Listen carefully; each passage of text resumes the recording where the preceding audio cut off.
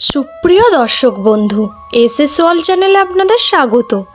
আজকে আপনাদের বলবো শ্রাবণ মাসে শিবের আরাধনার পাশাপাশি কিছু বিশেষ জিনিস দান করার কথা। চলুন শুরু করা যাক আজকের ভিডিও। তার আগে সবাই কমেন্টে বলুন হর হর মহাদেব। শিব পুরাণ অনুযায়ী এমন 5টি জিনিস রয়েছে যা শ্রাবণ মাসে দান করলে শিবের কৃপা লাভ করা যায়। এই মাসে কি কি দান করবেন তা জেনে নিন। 17ই জুলাই থেকে শুরু হয়েছে শ্রাবণের পবিত্র মাস।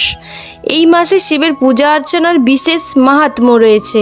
শাস্ত্র মতে শ্রাবণ মাসে শিবের পূজা ও দান করলে সমস্ত কষ্ট দূর হয়, নিজের ভক্তদের সমস্ত মনস্কামনা পূর্ণ করেন মহাদেব। এবছরও 5টি সোমবার পড়েছে।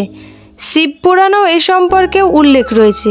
শ্রাবণ মাসে কি কি দান করবেন তা হলো কালো তিল, নুন, রুদ্রাক্ষ, রূপো ও চাল। শ্রাবণ মাসে দান করুন এই 5টি জিনিস। শ্রাবণ মাসে শিবের জলাভিষেকে কালো তিল মেশাতে ভুলবেন না। এর ফলে শিব ও শনির আশীর্বাদ পাওয়া যাবে। আবার যে ব্যক্তির কোষ্ঠীতে শনি গ্রহ দুর্বল রয়েছে তারা শ্রাবণ মাসের সোমবার বা শনিবার কালো তিল দান করুন। এর ফলে গ্রহদোষ কেটে যাবে। বাস্তুশাস্ত্র অনুযায়ী নুনের টোটকা বাড়িতে ব্যাপ্ত নেতিবাচক শক্তিকে দূর করে। শিব পুরাণ অনুযায়ী কোনো ব্যক্তির নানান কষ্ট ও সমস্যায় জড়িয়ে থাকলে শ্রাবণ মাসে নুন দান করুন। এর ফলে সেই দুঃসময় দূর হবে, জীবনের সুখ সমৃদ্ধি বৃদ্ধি পাবে। রুদ্রাক্ষর শিবের অত্যন্ত প্রিয়।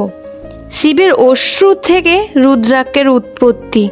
আবার শিব নিজের গলায় রুদ্রাক্ষের মালা ধারণ করেন। শাস্ত্রে রুদ্রাক্ষকে শিবের অংশ বলা হয়।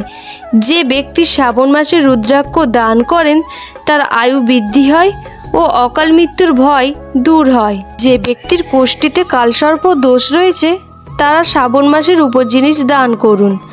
রূপোর নাগনাগিনী দান করলে এই দোষের প্রভাব থেকে মুক্তি পাওয়া যায়।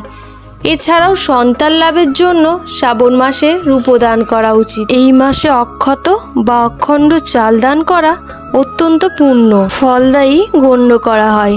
শিব পুরাণ অনুযায়ী শিব পুজোর সময় 1 মুঠো অক্ষত চাল শিবলিঙ্গে নিবেদন ও অসহায়দের চাল দান করলে উন্নতির পথ প্রশস্ত হয়। তো এই ছিল আজকের ভিডিওটি ভালো লাগলে অবশ্যই লাইক, কমেন্ট, শেয়ার করবেন ও এই ধরনের আরও ভিডিও দেখার জন্য চ্যানেলটি সাবস্ক্রাইব করে রাখুন।